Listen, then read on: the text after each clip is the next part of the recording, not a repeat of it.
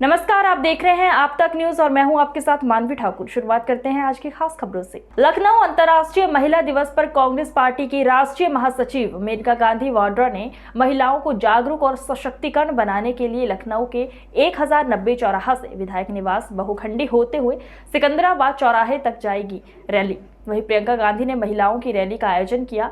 1090 से निकाली जा रही रैली में कांग्रेस के तमाम नेताओं सहित कांग्रेस पार्टी की राष्ट्रीय महासचिव प्रियंका गांधी स्वयं खुद मौजूद रही। साथ ही सिकंदराबाद चौराहे पर लगी मूर्ति का माल्यार्पण किया। नमस्कार, हम खड़े हुए 1090 चौराहे पर।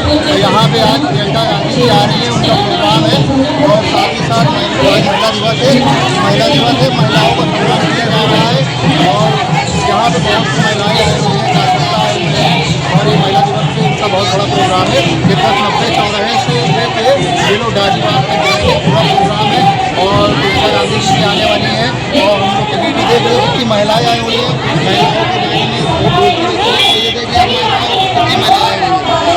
और इसी तरह ये प्रदेश से प्रदेश के बाहर से महिलाएं आई हैं और ये सब पूरा जुलूस लेकर के 1090 चौराहे से आपका जाएगा डाजीबाग चौराहे पर और आप देख रहे हैं सुभाष चंद्र बोस। समाजवादी पार्टी के एमएलसी उदयवीर सिंह ने रमाबाई रैली स्थल के पास की प्रेस वार्ता।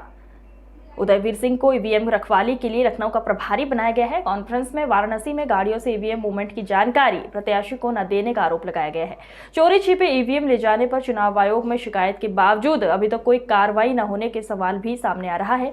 सरोजनी नगर विधानसभा से भाजपा प्रत्याशी राजेश्वर सिंह की पत्नी चुनाव के समय भी लखनऊ में आईजी के पद पर बनी रही, ये भी बहुत बड़ा सवाल है। समाजवादी पार्टी में इसको लेकर कई बार चुनाव आयोग को लिखित में शिकायत भी की गई थी।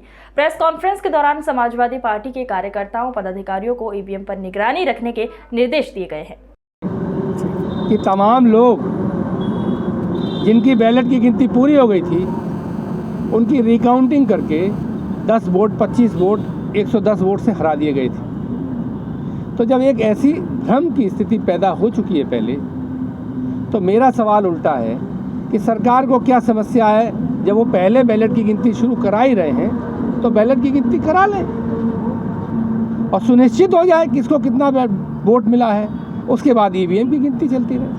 उदयवीर जी, 2017 में भी ये बहुत बड़ा मुद्दा था, लेकिन फिर भी 5 साल में इसको लेकर के कोई तैयारी नहीं की। अब ये चीज़ सामने आ गई है। तैयारी विपक्ष को और समाजवादी पार्टी या हमको करनी होती तो हम कर देते। हमारी सरकार हो, चुनाव आयोग हमारी माने तो अभी तैयारी कर देते हैं 5 मिनट में।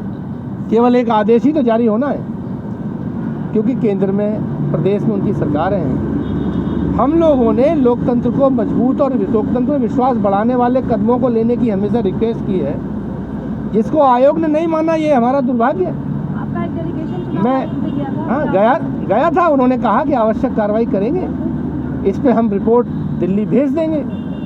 अब उस रिपोर्ट को देखने का अधिकार तो हमारे पास है नहीं। चुनाव आयोग, कुछ लोग सुप्रीम कोर्ट भी गए थे, वीवीपैट की गिनती बढ़ाई जाए। चुनाव आयोग ने कहा कि बीच में हम हस्तक्षेप नहीं, सुप्रीम कोर्ट ने कहा कि हम बीच में हस्तक्षेप नहीं करेंगे प्रक्रिया के। तो हमारा तो यही कहना है। मैंने एक एग्जाम्पल दिया है आप सबको कि जब लखनऊ की आईजी पद पर रहते हुए अपने पति को इसी लखनऊ से लड़ा सकती हैं और सारी सरकारी अमला उनके पीछे लगा रह सकता है, तो क्या चुनाव आयोग को ये दिखता नहीं है? ये बहुत लॉजिकल और वैलिड सवाल है जो हमने खड़ा किया। अब इस पर जवाब नहीं आया। अभिषेक जी और हमारी पूरी पार्टी के डेलीगेशन गया था। उत्तर प्रदेश के अधिकारी कहते रहे कि हम आपकी बात से सहमत हैं। इस तरह की रिपोर्ट हमने दिल्ली भेज दी है, निर्णय वहाँ से आना है, उसी का इंतजार है। और इंतजार की तो इंतहा हो गई, अब तो वोट भी पड़ गए। सही बात। तो हम तो सवाल उठा सकते हैं, जितने डेमोक्रेटिक और लोकतांत्रिक संस्थाएं हैं, संवैधानिक संस्थाएं, उनके सामने उठा सकते हैं और जो सवाल उनके सामने नहीं सुलझते उन्हें जनता में ले जा सकते हैं। तो हमने तो वही किया है।